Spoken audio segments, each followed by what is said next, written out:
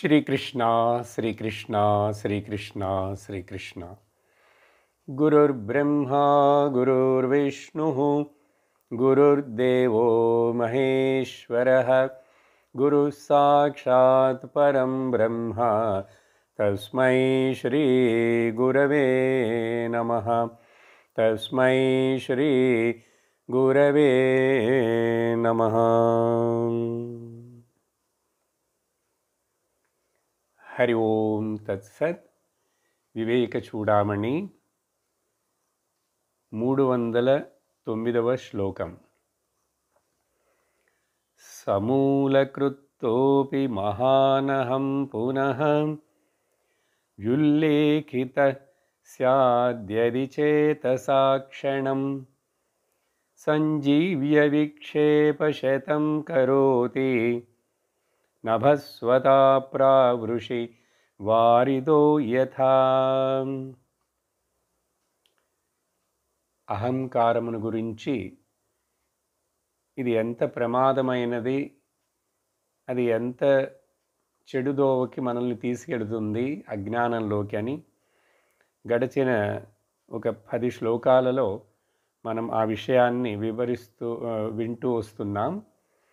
చివరిగా ఆ particular topic అహంకార నిర్మూలనం, దానిని చేసేందుకు 309వ శ్లోకంలో గడిచిన సత్సంగంలో చూసాం.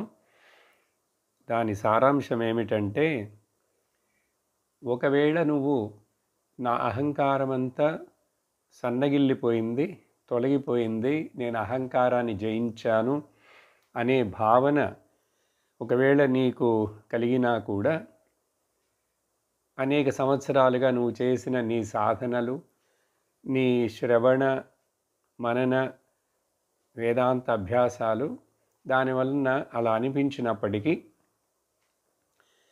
సమూలముగా అది నాశనమైనదని నువ్వు అనుకోకు. అది మరలా ఏదో ఒక రూపంలో మనస్సులో ఒక్క క్షణం అది అట్లా ఉదయించినను అహంకార భావం అది మరలా బలపడి జీవనాన్ని పొంది అనేక రకాలుగా విక్షేపణములను మరలా అది కలిగించే అవకాశం ఉంది. అందుకని జాగరూకతతో ఉండాలి ఆధ్యాత్మిక మార్గంలో. ఎంతో పరిపూర్ణమైన జ్ఞాననిష్ట వస్తేనే తప్ప ఎప్పుడైనా ఎవరికైనా ఎక్కడైనా సరే ఈ అహంకారం మరలా తల లేపి అది ఒక విషపాములాగా పడగలు విప్పి నిలబడుతుంది. అందుకని మరలా మనస్సు చెల్లా చెదరైపోతుంది. ఎలాగంటే ఆకాశంలో కూడి ఉన్నటువంటి అనేక మేఘములు ఎలాగైతే గాలి చేత అవి కదలింపబడి తరలింపబడి అలా చెల్లా చెదరైపోతాయి కదా, ఆ విధంగా అని చెప్పి ఉదాహరణ ఇచ్చారు. మొత్తానికి మన అహంకారాన్ని మనం ఎలా లేకుండా చేసుకోవాలి. అహంకారం అంటే ఏమిటి? 2 విషయాలు. నేను చేస్తున్నానటువంటి భావం, నేను అనుభవిస్తున్నానటువంటి భావం. ఇది జాగ్రత్తగా అర్థం చేసుకోవాలి. నేనే కదండి మరి చేస్తున్నాను, నేనే కదండి మరి వింటున్నాను, నేనే కదా అనుభవిస్తున్నాను అని అనుకుంటావు. కానీ నిజమైన నీకు, సత్వస్తువైన నీకు, చైతన్యమైన నీకు, బ్రహ్మమైన నీకు ఈ కర్తృత్వ భావం కానీ భోక్తృత్వ భావంతో సంబంధం లేదు అని గుర్తుంచుకొని జీవితం ఎంతవరకు ఈ శరీరం పని చేయాలో, దేంట్లో పాల్గొనాలో అంతవరకే తప్ప మిగిలిన వ్యవహారాలు ఎక్కువ పెట్టుకొని అక్కడ కర్తృత్వ భావమును, డూయర్షిప్ను, ఎంజాయర్షిప్ను బలపరుచుకొని క్లెయిమ్ చేయకుండా ఉండటమే అహంకార రహితంగా ఉండటం. అందువలన భగవద్గీతలో అనేక చోట్ల ఈ విషయాన్ని భగవంతుడు చెప్తూనే ఉంటాడు. అహంకార విమూఢాత్మ కర్త అహం ఇతి మన్యతే. ఈ అహంకారముతో కూడుకున్నటువంటి వివేకము లేని వాడు మూర్ఖుడు నేను చేస్తున్నాను నేను సాధించి చూపిస్తాను అది ఇదని చెప్పి లోకంలో సంసారంలో అహంభావంతోటి దంభముతోటి జీవిస్తుంటాడు, దానివలన కష్టపడుతుంటాడు. ఈరోజు తర్వాత విషయం ఏమిటి మాట్లాడబోతున్నారంటే, సరే అసలు ఇక్కడ ఈ శరీరంలో ఈ అహంకారము బాగా అట్లా పోషించబడి బలముగా ఉండుటకు అది మరలా మొలకెత్తుతూ ఈ జన్మలో జ్ఞానము పూర్తిగా రాకపోతే అది మరొక జన్మలో అహంకారమే తలెత్తి మళ్ళా చిగుళ్ళు వచ్చి మళ్ళీ అది ఒక పెద్ద సంసార వృక్షముగా మారుతుంది. కాబట్టి 310వ శ్లోకంలో నుంచి మరొక 10 శ్లోకములు ఆ అహంకారము పూర్ణముగా తొలగిపోవాలంటే మనము యాక్షన్స్ కర్మలను తగ్గించుకోవాలి. కర్మ చేస్తున్నానే భావన ఉండకూడదు. అందుకని డూయర్షిప్ని క్లెయిమ్ చేస్తూ మరలా వేరే ఎక్స్ట్రా కర్మల్ని చేయకూడదు. ఇప్పుడు ఆకలి అయితే తినాలనిపిస్తుంది, తినాలి కదా, మరి అది కర్మే. లేవాలి, కొంచెం నడవాలి, స్నానం చేయాలి, అది కర్మే.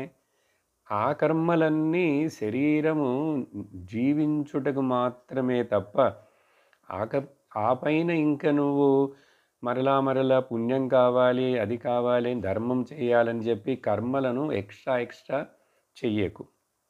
లేక ప్రాయశ్చిత్త పరిహార కర్మలను కూడా ఎక్కువ చెయ్యకు. వాటన్నిటిని తగ్గించుకొని నువ్వు జాగ్రత్తగా ఉన్నావంటే నీకు ఈ అహంకారము పోతుంది. సో అహంకారము పోవడం అంటే అసలు ఏమిటి, ఎక్కడ ఏం చేస్తే అది తగ్గిపోతుంది లేకుండా అని చెప్తున్నారు. 310వ శ్లోకం చదువుతాం. నిగృహ్య శత్రో రహమో వకాశః క్వచిన్న దేయో విషయానుచింతయ సయేవ సంజీవన హేతురస్య పక్షీయ జంభీర తరోరివాంబు. ఇప్పుడు మనకు వినపోయే 10 శ్లోకాల్లో ఏమిటంటే, కర్మలు ఎందుకు చేస్తున్నాము?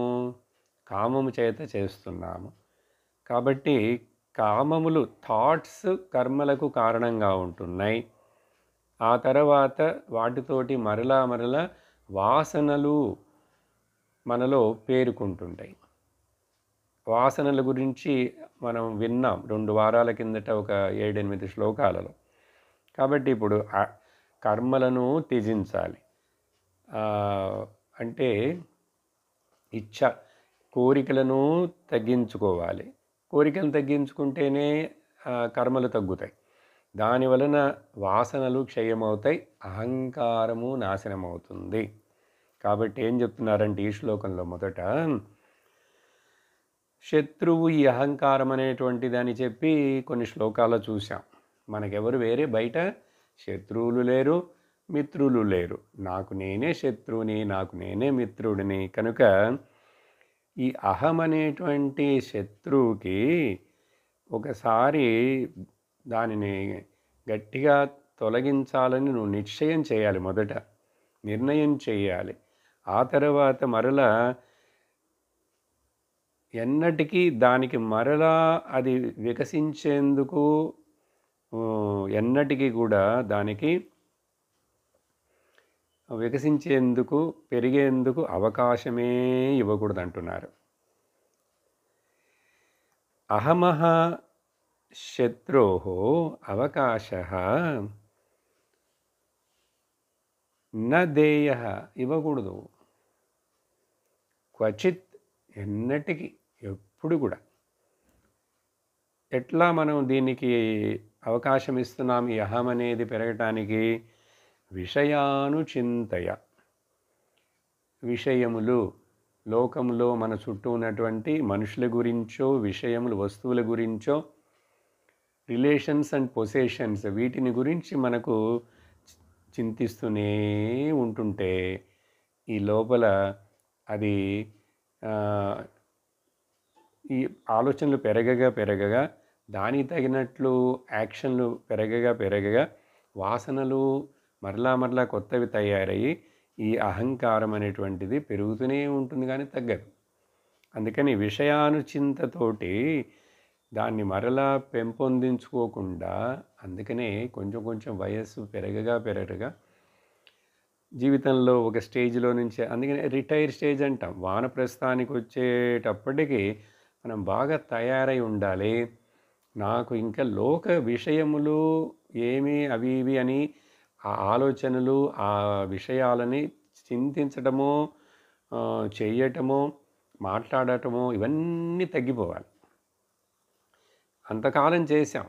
దాన్ని అంతా రివర్స్ చేసుకొని మనం మన యొక్క జీవితం మనుష్య జన్మకు గమ్యమైన మోక్షమును కోసం ప్రయత్నం చేయాలంటే, నువ్వు అంతర్ముఖుడు అవ్వాలంటే పూర్ణముగా ఈశ్వరుడితో మీద భక్తితోటి దీన్ని వదిలేసేయాలి, అంతర్ముఖుడు అవ్వాలి. లేక వేదాంత జ్ఞానముతోటి అంతర్ముఖుడువై లోకాన్ని వదిలేసేయాలి. అందుకని అలా చేయాలి. చేయకపోతే ఈ నిగ్రహించపోతే అదే మరల ఏమవుతుందిట, నిమ్మ చెట్టుకు నీరు పెట్టినట్లు అంటారు కదా తెలుగులో. అక్కడ ఆయా ఉదాహరణ ఇస్తున్నారు. సయేవ సంజీవన్ హేతు, అదే మరల బలపడి సంసారంలో నిన్ను మరలా దించుటకు, నీకు మరణాదులు కలిగేట్లుగా చేస్తూ నిన్ను భయపెడుతూ దుఃఖపెడుతూ కష్టపెడుతూ ఇది నీ వెంట పడుతూనే ఉంటుంది. అందువలన ఎట్లాగంటే జంభీరతరోహో ఇవ అంబు, నిమ్మ చెట్టు బాగా ఎండిపోయిన చెట్టు అయినా కూడా, ముఖ్యంగా నిమ్మ చెట్టు చెప్తారు, అనేక చెట్లు బాగా ఎండిపోయి ఉంటాయి, ఇంకా అసలు అది చూళ్ళే వేయదు, ఆకులే రావు అనుకుంటుంటే మళ్ళీ దానికి అంటే అక్కడ నీళ్లు లేవు, భూమి అంతా డ్రై అయిపోయింది. కానీ నీళ్లు పెట్టడం మొదలుపెట్టామంటే మరలా చిగురులు వస్తాయి. చాలాసార్లు చెట్లు పడిపోయినవి కూడా వేర్లతో సహా భూమికి తాకుంటాయి, కానీ అక్కడ నీళ్ళు అనేవే లేవు, వర్షాలు లేవు అనుకోండి, అది అట్లాగే ఎండిపోయిన ముద్దులాగా ఉంటుంది. కానీ ఆ భూమికి తగిలి ఉన్న కొన్ని చోట్ల మళ్ళీ నీళ్లు పడగానే అది ఎక్కడో ఒక్కడ చిగుర్లు వేసుకొని మరలా అది మొలకెత్తడం మొదలు పెడుతుంది. ముఖ్యంగా నిమ్మ చెట్టుకు నీరు పెట్టినట్లు, జంభీర తరుహు అంటే నిమ్మ చెట్టు. ఆ విధంగా ఇక్కడ ఉదాహరణ ఇస్తూ, కాబట్టి అంటే ముందు మాట్లాడిన శ్లోకాల్లోని ఆ అహంకార విషయమే కంటిన్యూ అవుతున్నది. దాన్ని ఇంకా కొంచెం విస్తరించి దీని యొక్క లోతుపాతులు తెలుసుకోవాలి, దీని యొక్క రూట్ కాజ్ ఏంటని తెలుసుకోవాలి. అందుకని కొంచెం విశ్లేషణ చేస్తారు ఈ శ్లోకాల్లో. ఆ తరువాత 311వ శ్లోకంలో చెప్తున్నారు, దేహాత్మనా సంస్థిత ఏవ కామీ విలక్షణ కామయతా కథం స్యాత్ అతోర్ధసంధాన పరత్వమేవ భేద ప్రసక్త్యా భవబంధహేతు. భవం అంటే సంసారము. సంస్కృతంలో ఈ సంసారాన్ని మనం ఇక్కడ పుట్టాము, ఈ చుట్టూ నామరూప ప్రపంచంలో, అందుకనే సంసారం మహాసాగరం అంటారు. ఈ మహాసాగరంలో పడ్డాం.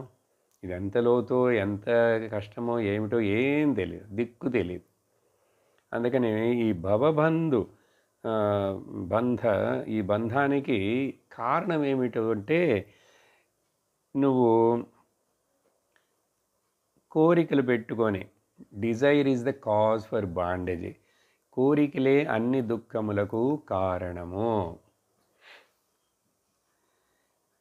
ఇక్కడ ఏం చెప్తున్నారంటే, ఈ దేహం అనేది, దేహములో ఉన్నటువంటి కామి ఎవరు ఎక్కడ కోరుకుంటాడు? ఈ అహంకారి కోరుకుంటున్నాడు.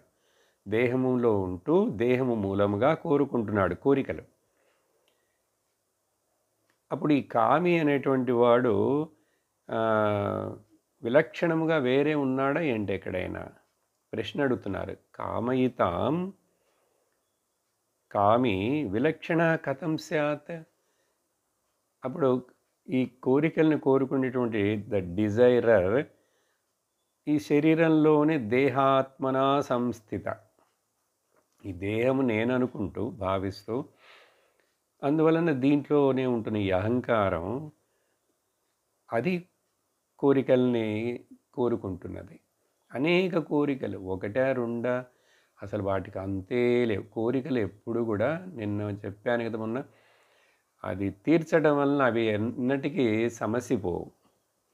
చాలామంది అనుకుంటారు బాగా అనుభవించి తీర్చేసుకో. ఇది తప్పు స్టేట్మెంట్. అనుభవిస్తూ ఉంటే అవి తీరనే తీరవు.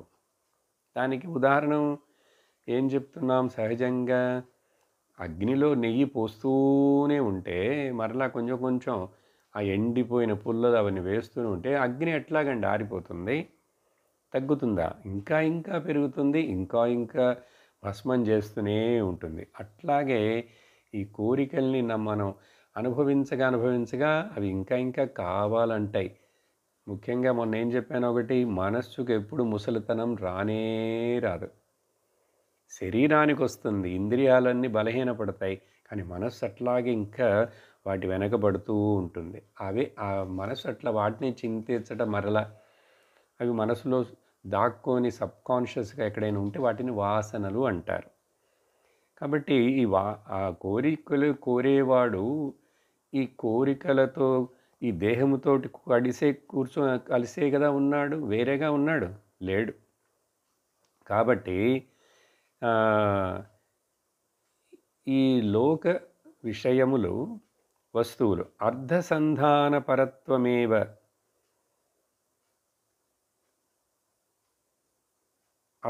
దానివల్ల ఏం చేయాలంటే, ఇది ఎందుకు జరుగుతున్నదో తెలుసా? నువ్వు భేద ప్రసక్త్యా మొదట భేదమును చూస్తున్నావు, ద్వైతమును చూస్తున్నావు. నువ్వు జీవుడవు అనుకుంటున్నావు, ఈశ్వర స్వరూపమే అని నిన్ను తెలుసుకోవటం లేదు. ఈ భేద ప్రసక్తి వలన బయట ఉన్నటువంటి విషయముల మీద ఉన్నటువంటి సత్యత్వ బుద్ధి, అట్రాక్షన్, ఆకర్షణ వలన ఈ సంసారం అహంకారము మెయింటైన్ అవుతూనే ఉండటం వలన, కోరికలు మెయింటైన్ అవుతుండటమే వలన ఒకడికి ఈ భవబంధం అనేటువంటిది తొలగనే తొలగదు. కాబట్టి కారణం భవబంధం అంటే వేరే పెద్దగా కష్టపడక్కర్లేదు అర్థం చేసుకోవడానికి. నీకు దుఃఖం ఉన్నదా లేదా? ఎవరికి తెలియదండి, అందరికీ తెలుసు దుఃఖం ఉందని. కానీ మరి ఆ దుఃఖముతో కూడి ఉన్నటువంటి వీటి వెనకే ఎందుకు పడతావంటే కొంచెం సుఖం కూడా ఉంటున్నది కదండి అప్పుడప్పుడు. ఎట్లాగంటే ఇది ఒక పాము నోటిలో ఉన్నటువంటి కప్ప, పాము కొంచెం కొంచెమే కప్పని మింగుతుంది, వెనక నుంచి పట్టుకుంటుంది, నోట్లోకి తీసుకున్న తర్వాత పాము కొంచెం కొంచెం, దాని నోరు చిన్నది, కప్ప పెద్దది, అందుకని కొంచెం పట్టి మొదట్లో దాని ప్రాణం పోయేంత వరకు అట్లా చూస్తూ పట్టేసి ఉంటుంది, ఈలోపు విషం ఎక్కడం అని. కానీ ఈలోపు పాము నోట్లో ఉన్న కప్ప తల బయటికి ఉన్నది కప్పకు. అదేంటి చేస్తుందిట, దాని ముందు ఒక ఈగ ఎగురుతుంటే ఇట్లా నాలిక జాపి ఆ ఈగని తిందామని, ఆ పురుగు ఈగను ఆశపడుతుందిట. ఉన్నది ఎక్కడ? మృత్యుముఖంలో. కానీ ముందు ఆశ. చూసారా? ఆశ.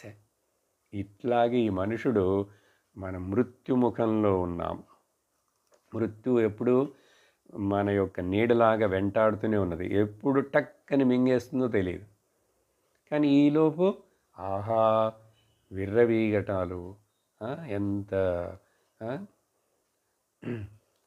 దంభం చూపిస్తాడు, గర్వపడతాడు, అహంకారపడతాడు, సవాళ్ళు వేస్తుంటాడు. ఎందుకు ఇదంతా? ఇదంతా నీకు దుఃఖమే కదా కలుగుతున్నది. ఆ దుఃఖం పోవడం కోసం మళ్ళీ సుఖాలను వెతుకుతావు. మళ్ళీ ఆ సుఖాలు నీకు తీరకపోతే కోపం వస్తుంది, ఇంకా ఎక్కువ ఆశపడతావు, దానికి అధర్మానికి పాల్పడతావు. ఇది మొత్తం కలిసి నిన్ను ఈ దుఃఖంలోనే మరలా మరలా పడేస్తూ ఏదో సుఖమున్నట్లుగా ఆశని చూపిస్తూ అట్రాక్ట్ చేస్తున్నదే ఈ మాయా ప్రపంచం. దాన్నే భవసింధు అంటారు, సంసార సాగరం అంటారు. కాబట్టి కోరికలే అన్ని దుఃఖములకు కారణము. తర్వాత ఏం చెప్తున్నారంటే 312వ శ్లోకంలో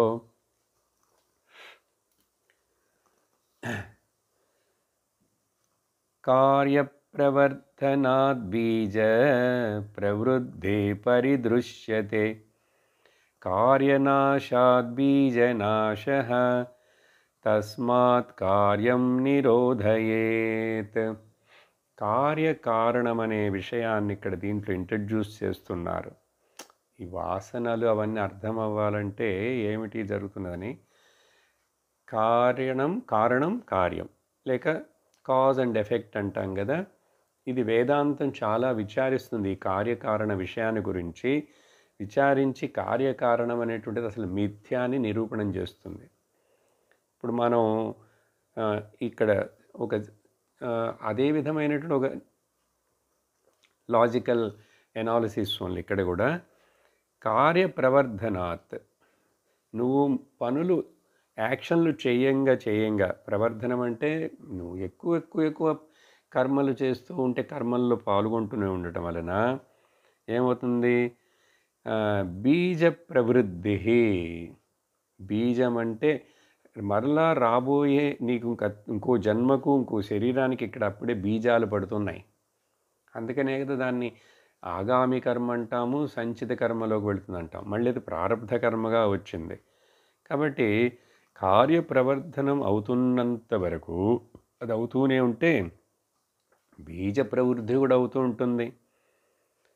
ఇక్కడ అది చూస్తూనే ఉన్నాం లోకంలో మనం. పరిదృశ్యతే, ఎవరికి తెలియదు ఇది. దీన్ని ఎట్లా అర్థం చేసుకోవాలంటే ఈ రెండో లైన్ కూడా చెప్పి మీకు ఉదాహరణ ఇస్తే అర్థమైపోతుంది. ఇది కార్యనాశాద్, అప్పుడు కార్యం అనేది లేకపోతే ఆ బీజం కూడా నాశనం అయిపోతుంది.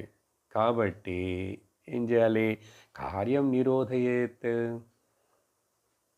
కార్యమును నిరోధించు అంటున్నారు. ఇక్కడ కార్యం అంటే మనం చేసే యాక్షన్స్ తీసుకోవచ్చు.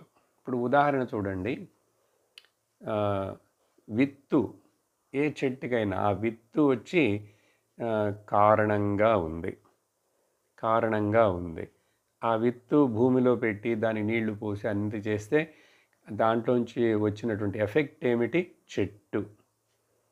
ఆ చెట్టు పెద్దదైతే మరలా ఏమవుతున్నది, ఇప్పుడు చెట్టు కారణంగా ఉంటుంది, మరలా దాని ఎఫెక్ట్ చాలా విత్తులు వస్తాయి.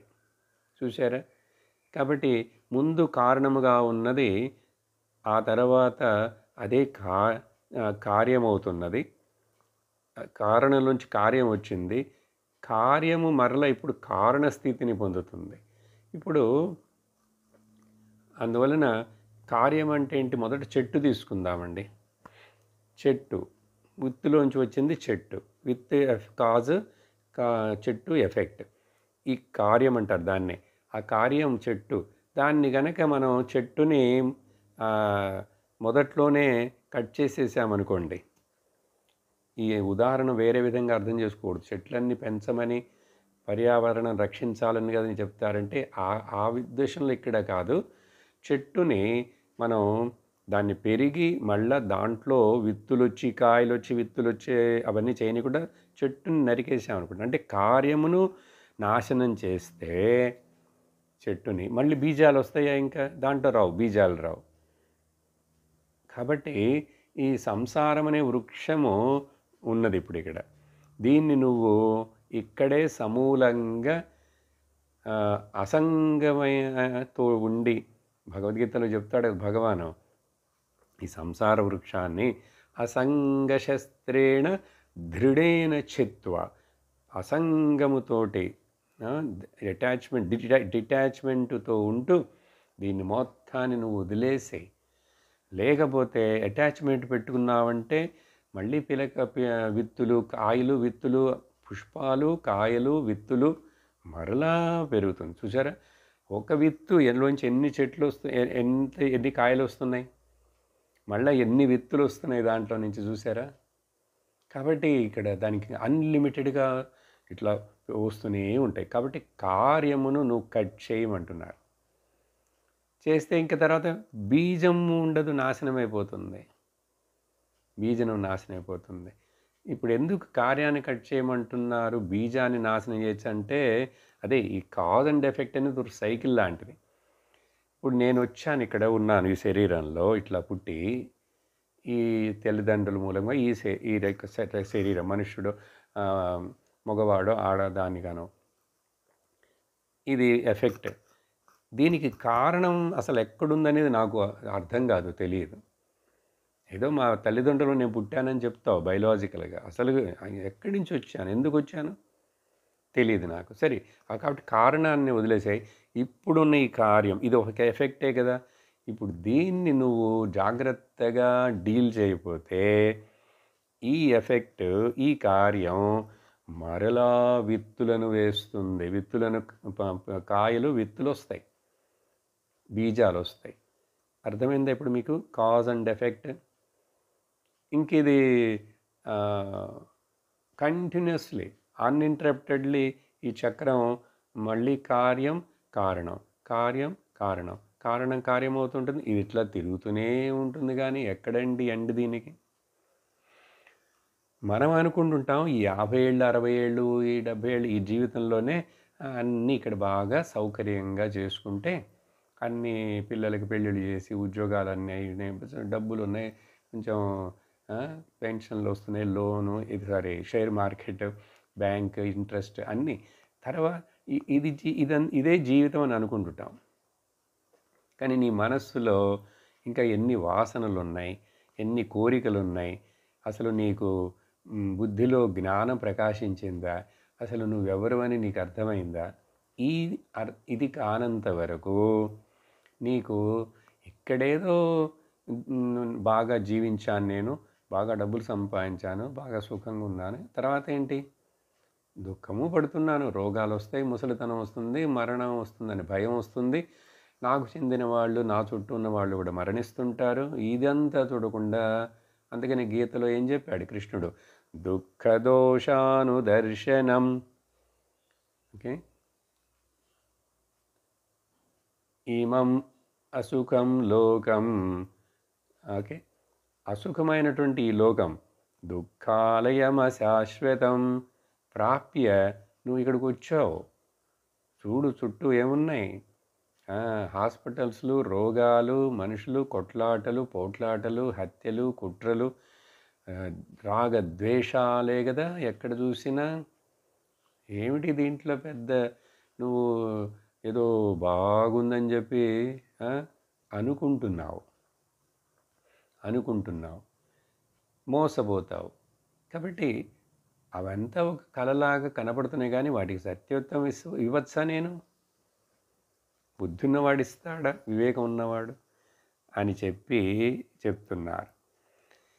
ఇక్కడ ఈ శ్లోకానికి సంబంధించినట్లుగానే అష్టావకర గీతలో చెప్తారు ఆయన, నిర్వాసన బలాదేవ మోక్ష సిద్ధ్యతే. వాసనాక్షయం, మొత్తం వాసన అన్నీ తొలగిపోతాయో. వాసనలు అంటే కోరికలే, ఇంకా నాకు దేని మీద కోరిక లేదు. బికాజ్ నాకు ఇంకా శరీరానికి శక్తి లేదు, నా ఇంద్రియాలు అనుభవించలేవు కాబట్టి కాదు. ఇంద్రియాలు పనిచేస్తున్నాను, శరీరం బాగున్నాను, మనస్సులో కోరిక అనేటువంటిది ఉదయించట్లేదు, దేని గురించి ఉదయించట్లేదు. అటువంటి జ్ఞాన స్థితి వచ్చిందంటే నిర్వాసనా బలాదేవ మోక్ష సిద్ధ్యతి. కాబట్టి సదా నిర్వాసనాభావం.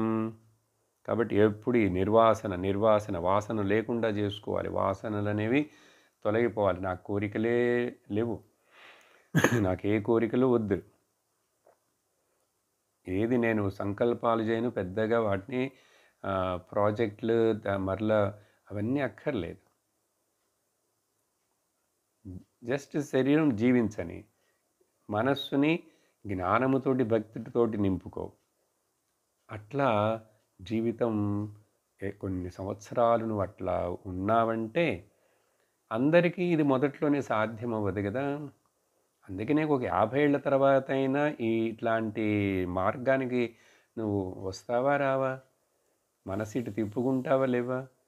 ఆ తర్వాత అట్లీస్ట్ ఒక 20 సంవత్సరాలు పడుతుంది నువ్వు బతికితే 70 ఏళ్ళు దాకా. అందుకని త్వరగా ఆ రిటైర్ అంటే అవన్నీ ముగించుకొని ఇంకా నిజముగా రిటైర్ అవ్వాలి. పేరుకి రిటైర్ కాదు. మళ్ళీ ఇంకా ఏవో అవి చేస్తాను. ఎప్పుడు మరి శాస్త్రం వింటావు, ఎప్పుడు జప సాధన భక్తిని పెంపొందించుకుంటావు. శుద్ధమైన భక్తి, నిజమైన తత్వజ్ఞానం లేకుండా.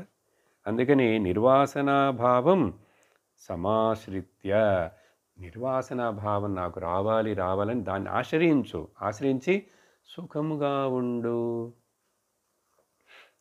చూడండి, ఏదో కోరుకొని అది దొరికితే నేను సుఖంగా ఉంటాను కాదు.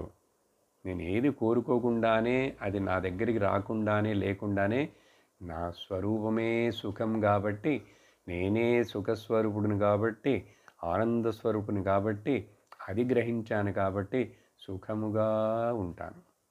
సుఖీభవ అని అష్టావక్రులు వారు చెప్పేది.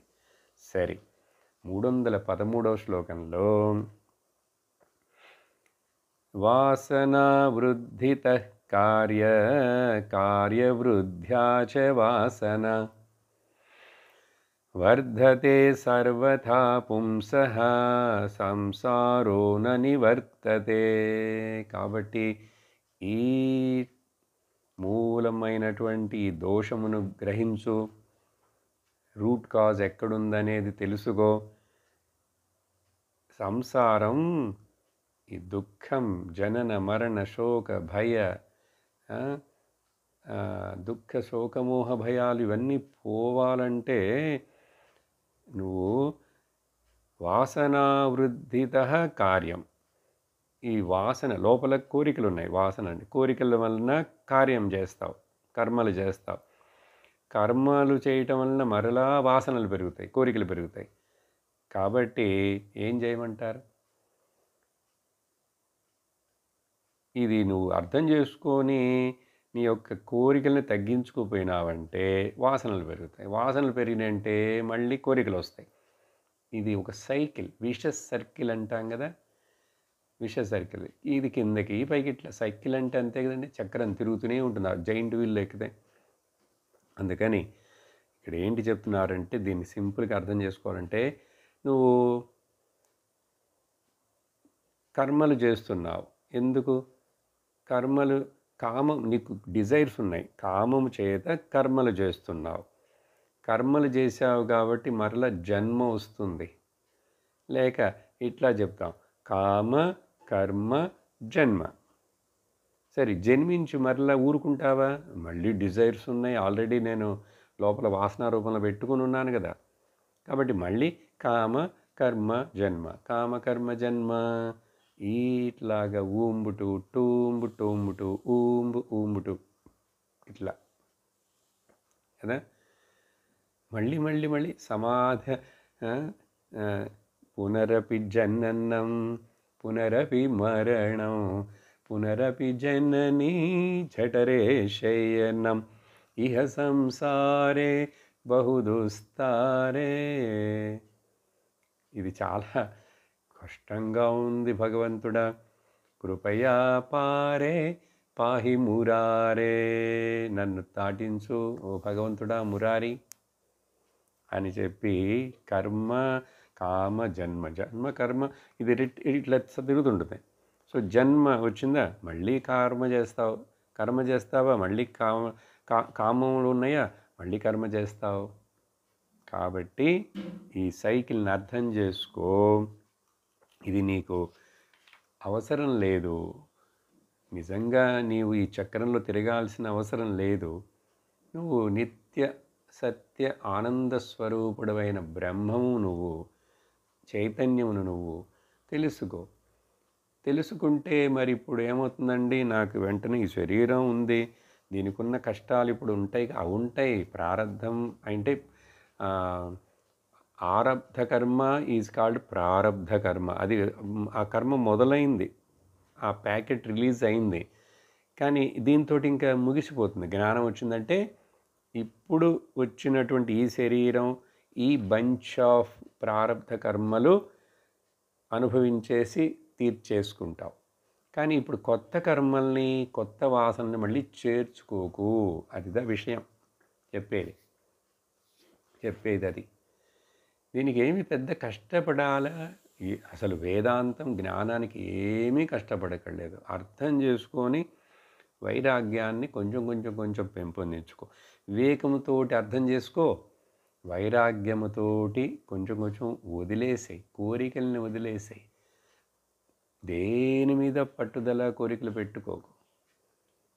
అది ఇప్పుడే వచ్చిందంటే ఎంత నీకు ఆనందం ఫలం, అంత ఆనందం, నీకు అంత సౌఖ్యం, స్వస్వరూప సౌఖ్యం, జ్ఞాన ఆనంద సౌఖ్యం మరెక్కడా వస్తుంది? ఇది నీ సామ్రాజ్యం. ఇది ముందా రోజు చెప్పారు కదా ఆ శ్లోకంలో, ఓ సామ్రాట్, నువ్వు చక్రవర్తివి. దేనికి? ఈ ఆనంద బ్రహ్మానంద సామ్రాజ్యానికి. యథేచ్ఛగా నువ్వు దాన్ని అన్ఇంటరప్టెడ్గా అనుభవించు. నిన్ను ఎవ్వరూ ఏది భయపెట్టదు, నీ దగ్గర నుంచి ఏది లాక్కొనిపోదు, ఎవరు ఏం చేయలేరు.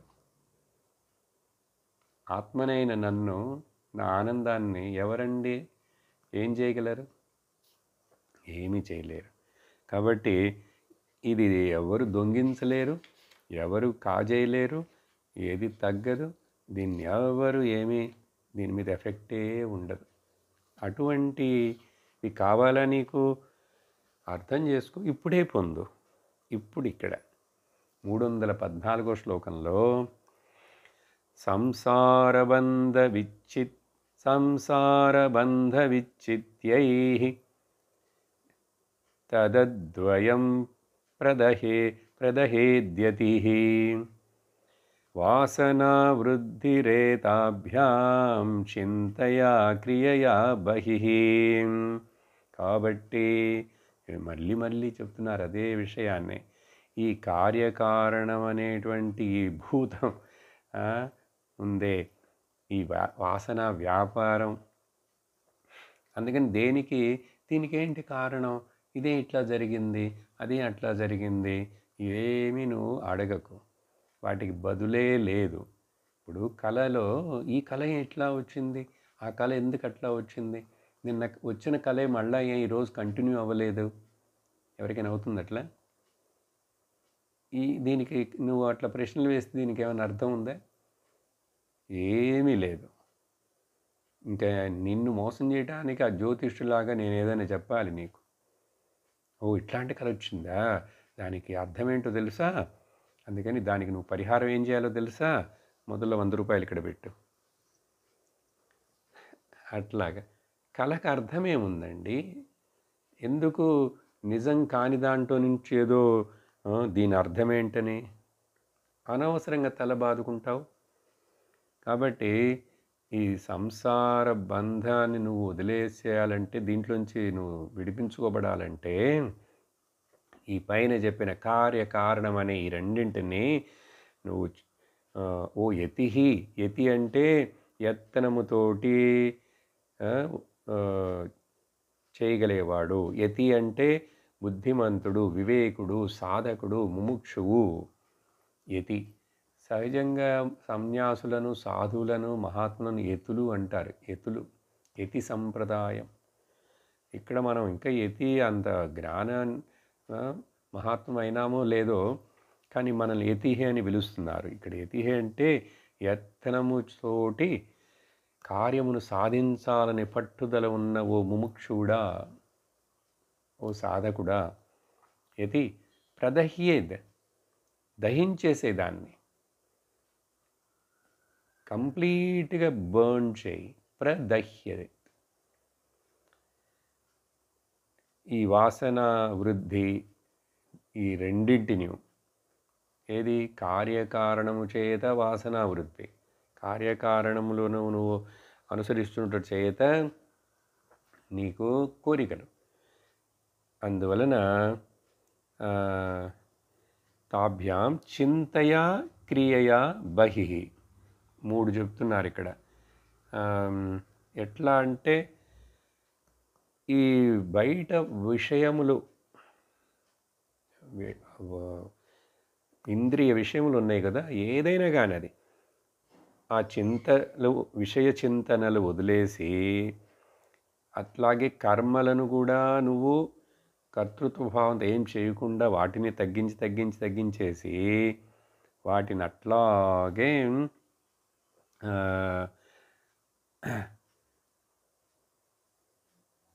బహిః చింతయ. బహిః చింతయ అంటే బాహ్య చింతనలు, లోక చింతనలు. అంతర్ముఖముగా ధ్యానము చింతన చేయటం మొదలుపెట్టు నీ నిజస్వరూపాన్ని తెలుసుకోవటానికి. అందుకని ఇక్కడ ఈ బయట చేసే క్రియలు, బయట విషయాల గురించి ఆలోచించే ఆలోచనలు, ఇవన్నిటిని కూడా వాటన్నిటి ప్రదహ్యేద్ అని చెప్పి, ఈ వాసన క్షయం కోసం, వాసనలు క్షయం అవ్వాలంటే కార్యకారణాలు తొలగిపోవాలి. అందువలన నువ్వు అర్థం చేసుకో. తర్వాత 316వ శ్లోకంలో 14 చదివాను, 15 ఎక్కడ, ఇక్కడే ఉంది 15. 315 316 రెండు కలిపి చదువుతాం, పక్కపక్కనే కంటిన్యూస్ థాట్ అది. తాభ్యాం ప్రవర్ధమానాః సాసూతే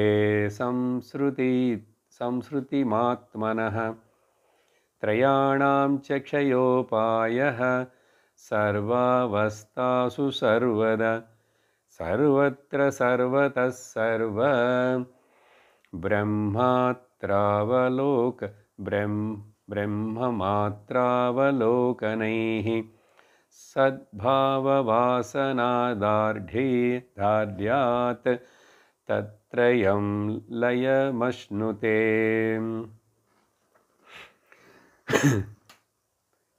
తాభ్యాం ఆ రెండు. ఏ రెండు? ఇప్పుడు వరకు ముందు శ్లోకాలలో చెప్తూ వస్తున్నామే, కార్యం అండ్ కారణం, బీజం, వాటిని రెండింటిని అవి నువ్వు సంసారమునకు నీకు కారణమవుతున్నాయని చెప్పాను కదా. వాటిని ఏం చేయాలంటే సంస్కృతి నీకు అదిని పెంచుతూనే ఉంటాయి. నీ కర్మ అకౌంట్ పెరుగుతూనే ఉంటుంది. అందుకని కర్మ చేసి కర్మను తీర్చుకోలేం. కర్మలో నుంచి మనం విరమించుకోవాలి. ఇది వేదాంతం మెయిన్గా చెప్పేది. కర్మ can make you liberate from the కర్మ, బికాజ్ కర్మ ఈజ్ ఎ బాండేజ్. కర్మ ఈజ్ ఎ బాండేజ్. మంచి కర్మ కూడా బంధమే, చెడు కర్మ కూడా బంధమే. ఏం చెప్పాం ఇంతకుముందు ఎగ్జాంపుల్? దాన్ని మంచి కర్మ అంటే పుణ్యం అంటాం, చెడు కర్మ అంటే పాపం అంటాం. పాపమైనను పుణ్యమైనను, మంచి కర్మ అయినా చెడ్డ కర్మ అయినా కూడా అవి రెండు బంధిస్తాయి నిన్ను సంసారంలో. ఇది అర్థం చేసుకోవాలి. అదేంటంటే మంచి కర్మ పుణ్యం ఎట్లా బంధిస్తుంది. ఆ పుణ్యమును అనుభవించుటకు మళ్ళా నువ్వు పుట్టాలి, ఇక్కడో అక్కడో ఎక్కడో. ఏం చెప్పాం ఉదాహరణ? ఇప్పుడు నా చేతులని ఇనప సంఖ్యలతోటి కట్టి బంధించి తీసుకెళ్తున్నారు జైల్లో వేయటానికి. లేక బంగారంతో చేసిన సంఖ్యలతోటి నా చేతులు బంధించేశారు. ఇప్పుడు నేను బంధినే కదా. బంగారు సంఖ్యలతోటి బంధించినాను, నేను బందీనైపోయాను. ఇనప సంఖ్యలతోటి కట్టినాను, నేను బందీ అయిపోయాను. కాబట్టి ఏంటి డిఫరెన్స్? పుణ్యం అంటే గోల్డెన్ షాకిల్స్, పాపం అంటే ఐరన్ చైన్స్. కట్టేసేసారు, నువ్వు ఎట్లాగైనా బద్ధుడు అయిపోయినావు. అట్లా అర్థం చేసుకోవాలి. అందుకని ఈ మొదట రెండు అంటున్నారు, తర్వాత త్రయాణం అంటున్నారు. 3 చూస్తూ వస్తున్నాం కదా మనం. మొదట కార్యం కారణం, కార్యం బీజం, వాసన, కోరిక. 3. ఈ మూడింటిని నాశనం చేసేటువంటి ఉపాయాన్ని నువ్వు నిరంతరం దానికోసం ప్లాన్ వేయాలి. క్షయ ఉపాయ ఎట్లా, ఎప్పుడు? అదేదో ఒకసారి ప్లాన్ చేసి వదిలేస్తే జరిగే విషయం కాదు. అది ఎట్లా చేయాలంటే ఇక్కడ 5 విషయాలు చెప్తున్నారు చూడండి. ఈ పదాలు ముఖ్యం. సర్వావస్థాసు, సర్వదా, సర్వత్ర, సర్వతః. 4. ఈ 4టిని ఇప్పుడు నెగిటివ్గా మొదట్లో ఈ 4 రకాలుగా నువ్వు ఎప్పుడు అన్ని సమయాల్లో అంతటా ఎల్లప్పుడూ ఎల్లవేళల. ఎల్లప్పుడూ ఎల్లవేళల ఎందుకంటే ఎల్లప్పుడు ప్రతి క్షణము, ప్రతిరోజు, లేక ప్రతిరోజు, ప్రతి క్షణము అన్ని కార్యాలు నువ్వు చేస్తున్నప్పటికీ కూడా ఎక్కడున్నాను ఎల్లప్పుడూ ఎల్లవేళల అన్ని చోట్ల అన్ని కాలాలలో అన్ని విధాలుగా. అర్థమైందా? సర్వావస్థాసు, సర్వదా, సర్వత్ర, సర్వతః, ఫ్రమ్ ఆల్ డిఫరెంట్ యాంగిల్స్. అట్లా నువ్వు ప్రయత్నం చేయాలి. ఏం చేయాలి ఆ టైంలో? అప్పుడు అట్లా ప్రయత్నం అంటే నువ్వు సర్వబ్రహ్మ మాత్రావలోకనై, ఈ బ్రహ్మచింతనని వదలనే కూడదని అర్థం. నువ్వు అన్ని పనుల్లో ఇన్వాల్వ్ అయి వ్యవహారం చేస్తున్నప్పటికీ కూడా నువ్వు బంధించబడకూడదు, మైమర్చిపోకూడదు. జాగ్రత్తతో ఉండాలి.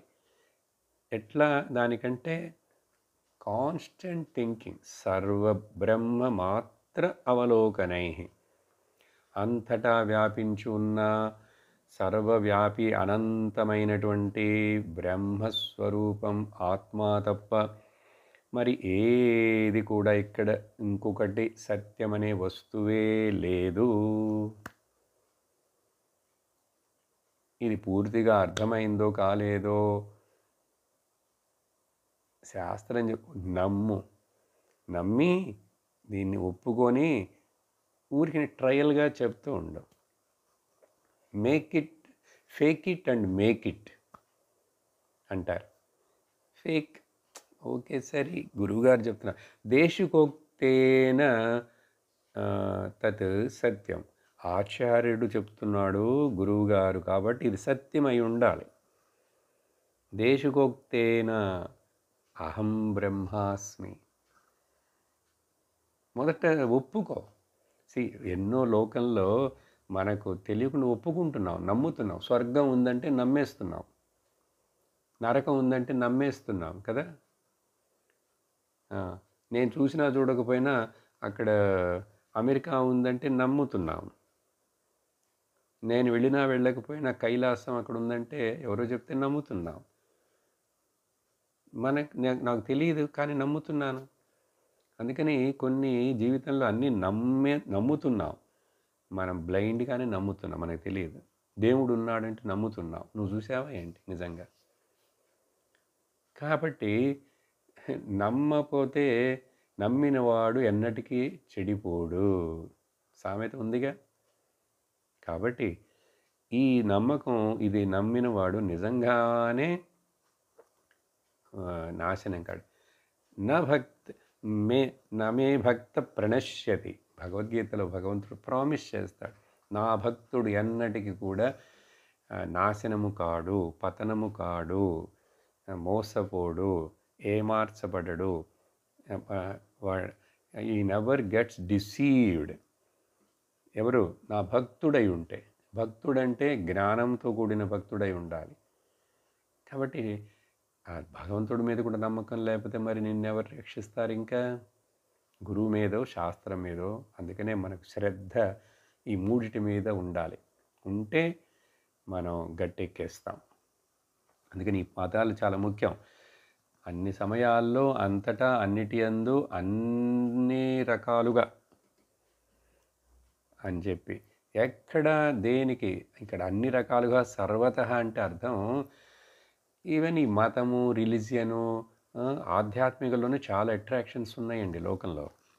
ఇప్పుడు ఈ రోజులో ముఖ్యంగా చూస్తే పెద్ద పెద్ద ఆర్గనైజేషన్లు వాళ్ళల్లో అక్కడ చాలామంది ఎక్కువ మంది మనుషులు మెంబర్షిప్లు పెద్ద పెద్ద ప్రోగ్రాంలు ఏవో జరగనిండి వాళ్ళు ఏవో జరగకుండా. అందుకని వాటిని చూసి నేను అట్లాంటి వాటిల్లో ఉంటే నాకేదో జరుగుతుంది, ఏమి జరగదు అట్లా.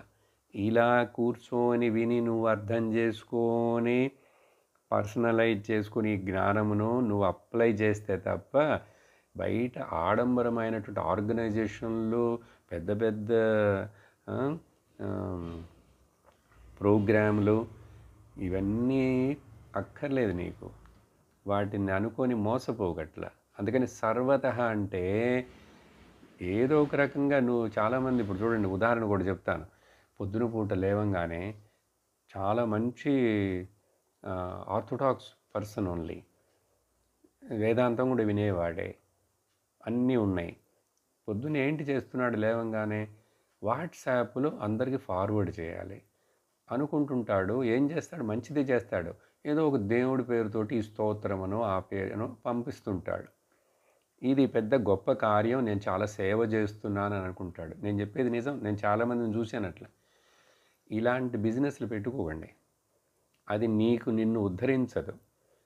అదొక అహంకారమే. నేను చూసావా, నాకు తెలుసు కాబట్టి అందరికి పొద్దున్న లేవంగానే వాళ్ళని డిస్టర్బ్ చేస్తాను. ఏంటి? అన్ని ఫార్వర్డే. నీ సొంతమా? నువ్వు పాడేవేమైనా? ఎవరు అన్ని ఫార్వర్డ్లేగా. అందుకని ఈ వాట్సాప్లో ఈ ఫార్వర్డ్ చేయటం అనేటువంటిది ఏదో మంచి ఒక విషయం దేశం కోసం అట్లాంటిది ఓకే. ఇది పొద్దున్నే మరి ఇంకా అసలు ఇప్పుడు ఏముంది? ఆ రోజుల్లో లేవంగానే కరాగ్రే వసతే లక్ష్మీ కరమధ్యే సరస్వతి కరమూలే గోవింద అన్నాం. ఇప్పుడేం చెప్పాలి? కరాగ్రే వసతే సెల్ ఫోన్, కరమధ్యే యూట్యూబ్, కరమూలే తు గూగుల్ గోవింద. ఇవే కదా వాట్సాప్, యూట్యూబ్, గూగుల్. ప్రభాతే సెల్ ఫోన్ దర్శనం. మొదట ఇది మార్చేసుకోండి. 8 గంటల వరకు ఫోన్ను తాకను. అది ఏ సౌండ్ వచ్చినా సరే ఏమైనా సరే కొంచెం సైలెంట్లో పెట్టి. లేకపోతే పెద్ద అర్జెంట్ అయినది ఏమొస్తుంది? అంత అర్జెంట్ అని చెప్పి నువ్వు ఇంకా ఒక టైం లేకుండా వేళపాడ లేకుండా కాలేజీలో లేవంగానే సెల్ ఫోన్ దర్శనం. చూసారా ఎట్లా అయిపోయినావు మనం? ఈ శ్లోకం ఎవరైనా చెప్తున్నారా? దేవుడు తలుచుకుంటున్నామా? వెంటనే ముందల వాట్సాప్. చూసా ఎంత మోసగించబడుతున్నాం మనం. దానికి బానిసలం అయిపోయినాం. ఇవన్నీ సర్వతః అంటే ఇట్లాంటి నేనేదో మంచి చేస్తున్నాను అనుకుంటూ అది గొప్ప కార్యమని దేవుడి విషయమే కదండి పంపిస్తున్నాను. అయినా సరే ఎందుకు నువ్వు పంపించటం? అందరికీ ఎవరు వాళ్ళ పనుల్లో ఉన్నారు.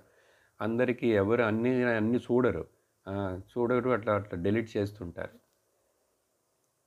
ఇంకా ఇది ఎవరు చేస్తారంటే ఏం పని పాట లేదు, ఏం చేయాలి, మనసుని ఎట్లా ఏం చేయాలని తెలియక వాళ్ళు శాస్త్ర అధ్యయనం లేదు, శ్రవణం లేదు, సత్సంగం లేదు, సాధన లేదు. కానీ అనుకుంటుంటాడు నేను ఆధ్యాత్మిక జీవితం గడుపుతున్నాను, నేను రిలీజియస్ పర్సన్ అని చెప్పి. అందుకని అర్థం చేసుకోవాలి, ఈ సర్వత అనేటువంటిది నీకు సాధన, నీ గురువు గారు నీకు బోధిస్తున్న విషయాన్ని ఏ విధంగా ఎట్లా అమలుపరుచుకోవాలో, ఏమైనా సందేహాలు ఉంటే వాటిని కూడా తీర్చుకొని అడుగుతూ అర్థం చేసుకుంటూ నువ్వు పయనించాలి. అప్పుడు సద్భావన వాసనాత్, ఇట్లా సద్భావనల చేత బ్రహ్మభావనము చేత దార్ఢ్యం వస్తుంది. దార్ఢ్యం అంటే స్థిరత్వం. నీకు ధైర్యం, బలం వస్తుంది. అప్పుడు ఈ మూడిటి యొక్క లయం ఏర్పడును. మూడిటి యొక్క ఏవి మూడు? కర్తృత్వ భావం, భోక్తృత్వ భావం, కార్యకారణ బీజాలు ప్లస్ వాటి వలన వచ్చే కోరికలు. ఇది నువ్వు సాధన చేయి. ఈ విషయాన్ని చెప్తూ ఇక్కడ యోగ వాసిష్టంలో ఇదే విధంగా ముఖ్యమైన ఒక శ్లోకం చెప్పబడుతుంది. అది ఇక్కడ మీకు గుర్తు చేస్తాను. ఏమిటంటే, తచ్చింతనం తత్కథనం అన్యోన్యం తత్ప్రబోధనం ఏదదేక పరత్వంచ బ్రహ్మాభ్యాసం విదుర్బుధాః.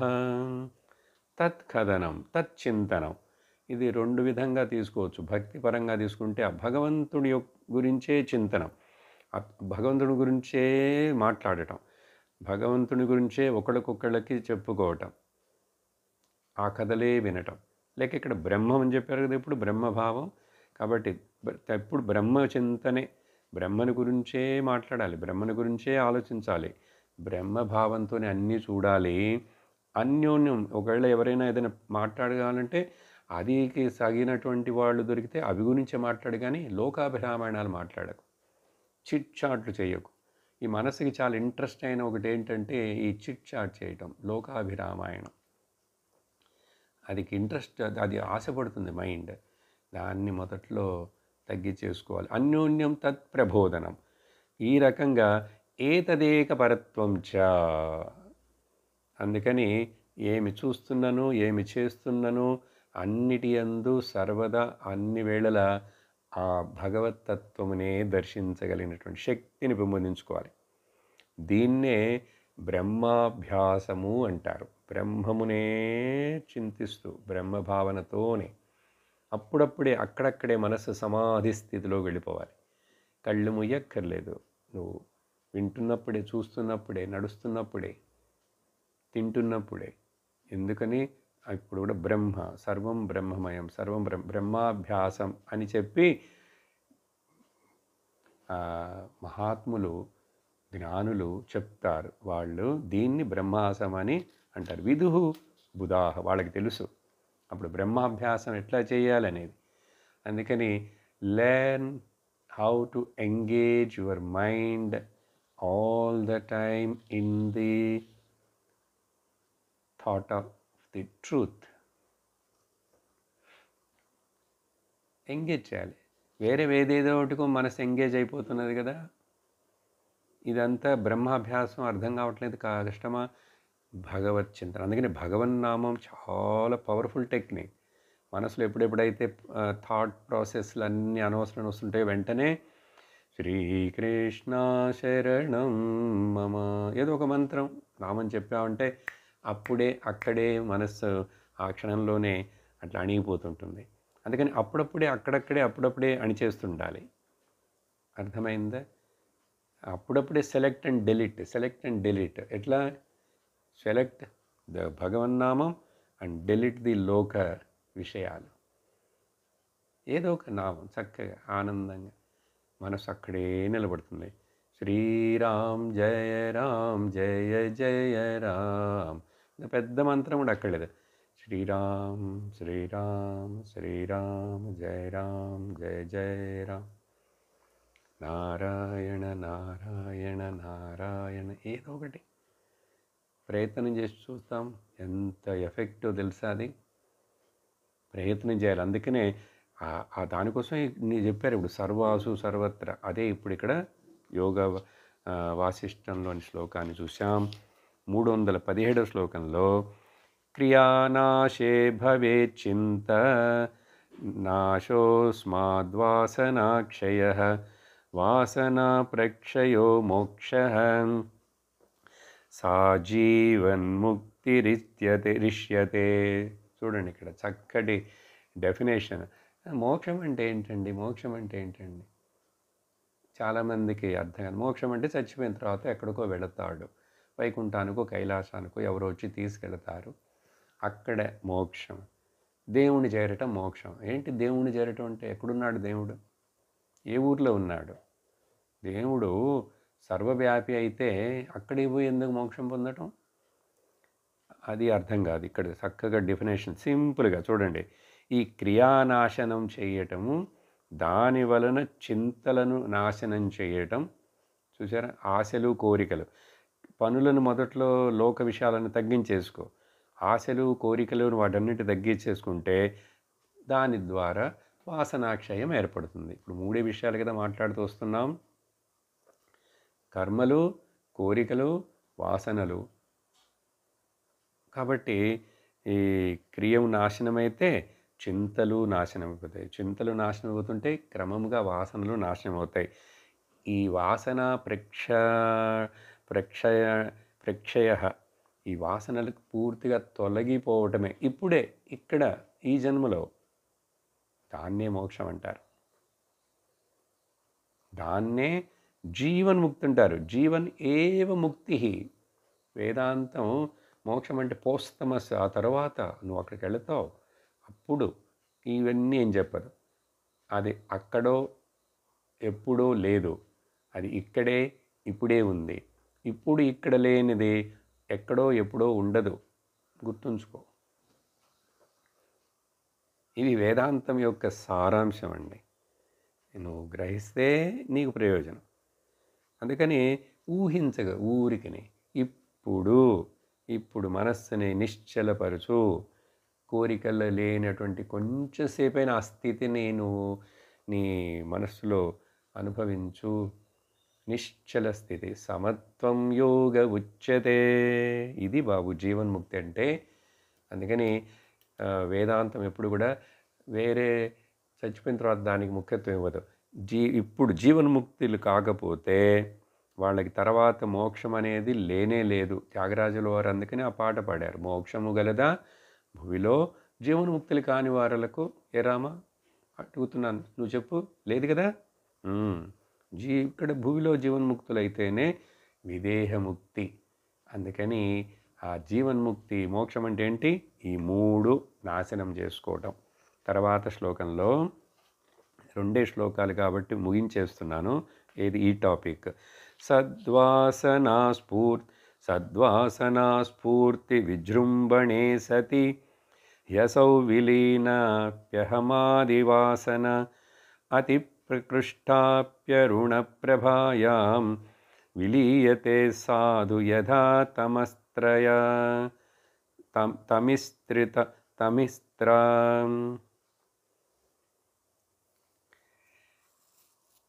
ఏం చెప్తున్నారంటే, ఈ సద్భావన వలన సద్వాసనలు కావాలి. బ్రహ్మవాసన సద్వాసన, భగవద్వాసన సద్వాసన, ఇది వాసనే. కానీ ఈ వాసనలు నిన్ను విముక్తి చేస్తాయి, కానీ లోకవాసనలు నిన్ను బంధిస్తాయి. అందువలన ఈ సద్భావన సద్వాసన యొక్క ఫలం ఏమిటో, దాని యొక్క పవర్ ఏంటో తెలుసా చెప్తున్నారు. సద్వాసన స్ఫూర్తి విజృంభణే సతి. ఎప్పుడైతే సద్భావనలు నీలో నిండిపోయి, నీ మనసు అంటే సత్వగుణంతో నిండి ఉంటుందో, రజోతమో గుణాలు దూరమైపోయి ఉంటాయో, అప్పుడు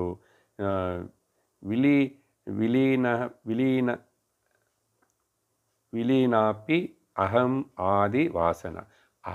అహంకారం, ఆ వాసన కూడా తొలగిపోయినప్పుడు అతి ప్రకృష్ట అపి అరుణాత్ ప్రభాయాం విలీయతే యథా తమిస్త్ర. చీకటి, ఎంతో చీకటి, డార్క్ చీకటి, అమావాస్య చీకటి అంటాడు. కానీ పొద్దున్నే ఆ సూర్యుడు ఉదయించాడంటే ఎంత దట్టమైన చీకటైనా, ఎంత అమావాస్య చీకటైనా సరే అట్లా ఈజీగా తొలగిపోతుంది. చూసారా, సాధు సులభంగా. అట్లాగే ఇక్కడ ఈ బ్రహ్మ అభ్యాసం సద్వాసన చేత, సద్భావన చేత, ఈ కార్యనిరోధం చేత కారణనిరోధం కూడా ఏర్పడుతుంది. ఈ విధంగా అందుకని ఉదాహరణ ఇచ్చారు, వెలుతురు చీకటిని తొలగించినట్లుగా. ఆ తర్వాత ఇంకొక శ్లోకం చెప్తే ఈ టాపిక్ ఇక్కడ ముగుస్తుంది. 319. తమస్తమ కార్యమనర్ధజాలం న దృశ్యతే సత్య త్యుదితే దినేశే తథా అద్వయానందరసానుభూతౌ నవాస్తి బంధో బంధో నచ దుఃఖ గంధః. ఆ సూర్యుడి ఉదాహరణమే మరలా తీసుకొని ఇక్కడ కూడా చెప్తున్నారు. ఏమిటంటే ఎప్పుడైతే దినేష్ అంటే సూర్యుడికి మరొక పేరు, దిన ఈశుడు, పగలుకి రాజు, ఈశ్వరుడని. ఆయన అప్పుడు రాజే. ఆ సూర్యుడు ఉదయించినప్పుడు ఎట్లా అయితే ఇంకా ఈ చీకటి, ఆ చీకటిలో ఏర్పడినటువంటి ప్రాబ్లమ్స్, గందరగోళాలు అన్నీ కూడా అనర్థమైన కార్యజాలం ఉంది ఆ తమస్సు వలన. మన మనస్సులో కూడా ఈ అజ్ఞానం అనే తమస్సు వలనే కదా ఇంత ప్రాబ్లమ్స్, ఇంత కదా. అదంతా కూడా ఈ సూర్యుడు ఉదయించగానే ఎట్లా ఆ చీకటి తొలగిపోతుందో అదేవిధంగా అద్వయానంద రసానుభూతౌ, ఎప్పుడైతే నీకు రెండోది లేనటువంటిది నిత్య ఆనంద స్వరూపమైనటువంటి బ్రహ్మము నువ్వని తెలుసుకున్నావో, ఆ బ్రహ్మానందం నాకు ఏవి లేవు, నేను నిత్య తృప్తుడను, నిత్య పూర్ణుడని తెలుసుకున్నప్పుడు అక్కడ బంధము లేదు, బంధము యొక్క వాసన కూడా లేదు. బంధము లేదు, బంధన యొక్క వాసన కూడా లేదు. నవ అస్తి బంధ నచ దుఃఖ గంధ అని చాలా చక్కగా ఈ 10 శ్లోకాల్లో మనకు వాసనలు అంటే ఏంటి, వాటిని కోరికలు అంటే వాటి కారణం ఏమిటి, కార్యకారణములు, వీటన్నిటిలోంచి బయటపడాలి అని చెప్పి బోధించారు. మిగిలిన టాపిక్లు వచ్చే క్లాస్లో చూద్దాం. ఓం పూర్ణమద పూర్ణమిదం పూర్ణాత్ పూర్ణముదచ్యతే పూర్ణస్య పూర్ణమాదాయ పూర్ణమేవావశిష్యతే. ఓం శాంతి శాంతి శాంతి. హరి ఓం శ్రీ గురుభ్యో నమః. హరి ఓం. హరి ఓం తత్సత్.